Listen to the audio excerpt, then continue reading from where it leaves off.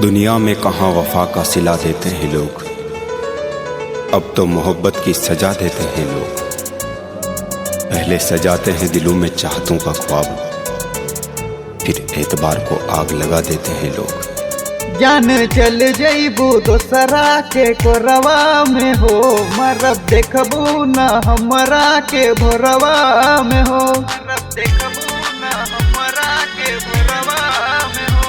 जान चल जईबू दोसरा के कोरवा में हो, मरब देखबू न हमरा के भोरवा में हो।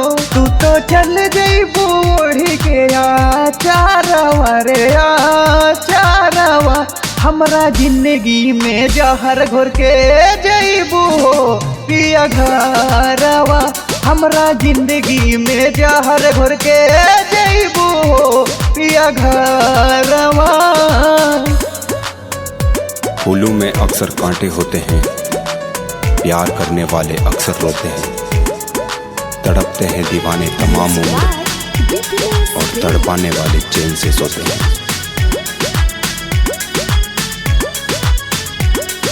हमरा नियन प्यार करी है ना सैया, हमरा तू प्यार के डूबा देलू नैया, हमरा तू प्यार के डूबा देलू नैया, हमरा तू प्यार के डूबा देलू नैया। हमरा नियन प्यार तो हर करी है ना सैया, हमरा तू प्यार के डूबा देलू नैया।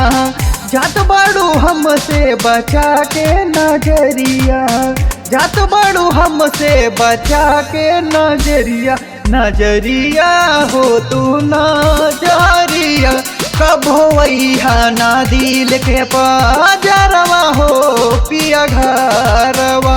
हमरा जिंदगी में एक नया दर्द मेरे दिल में जगा कर चला गया, कल फिर वो मेरे शहर में आकर चला गया। जिसे ढूंढते रहे हम लोगों की भीड़ में, मुझसे वो अपने आप को छुपा कर चला गया। दिलवा के हाल तो से कैसे बताई, जिंदगी के मोड़ पातू देहलो रुलाई, जिंदगी के मोड़ पातू देहलो रुलाई, जिंदगी के मोड़ पातू देहलो रुलाई। दिलवा के हाल तो से कैसे बताई, जिंदगी के मोड़ पातू देहलू रुलाई। अनिल भाई के तू मनलू सजनवा, अनिल भाई के तू मनलू सजनवा, सजनवा हो तू सजनवा।